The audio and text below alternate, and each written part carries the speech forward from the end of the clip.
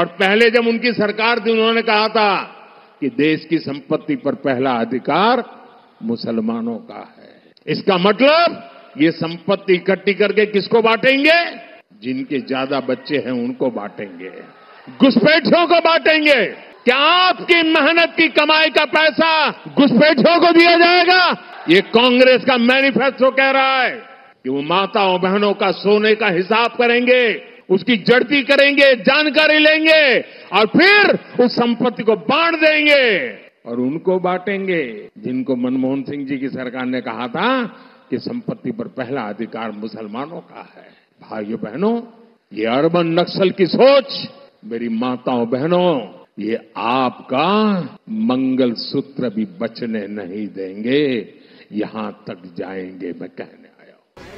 हमारे भारत के प्रधानमंत्री नरेंद्र मोदी का एक भाषण हुआ। नरेंद्र मोदी ने कोई नई बात नहीं कही, हमेशा कहते हैं, आज भी कह दिया उन्होंने क्या कहा कि मुसलमान बच्चे बहुत पैदा करते हैं। अब हम आपको मोदी जी की इस भाषण का पोस्टमार्टम करते हैं।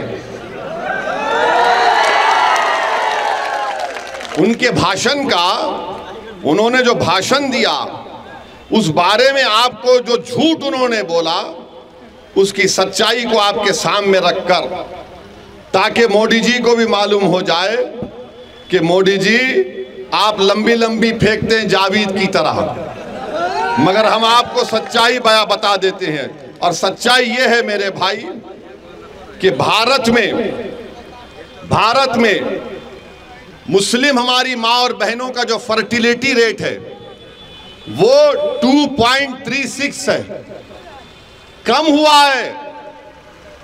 माने जो बच्चे पैदा कर रहे हैं मुसलमान वो कम हुआ है। हमारे हिंदू भाई बहन का उससे कम है जरूर, मगर हमारा कम हुआ है। मगर मोदी जी क्या बोलते? बच्चे बहुत पैदा कर रहे हैं। अच्छा मोदी जी, आपके कितने भाई हैं? 6। अमित शाह के कितनी बहनें हैं? 6। रविशंकर प्रसाद के कितने भाई बहन? 7। मगर इन सबको नजर आता मुसलमान बच्चे बहुत पैदा कर रहा है। ये एक गवर्नमेंट का डेटा बता रहे, फर्टिलिटी रेट 2.36। अब आप इस पे आ जाइए। दूसरा उन्होंने कहा कि यहां पर घुसपैठी हैं।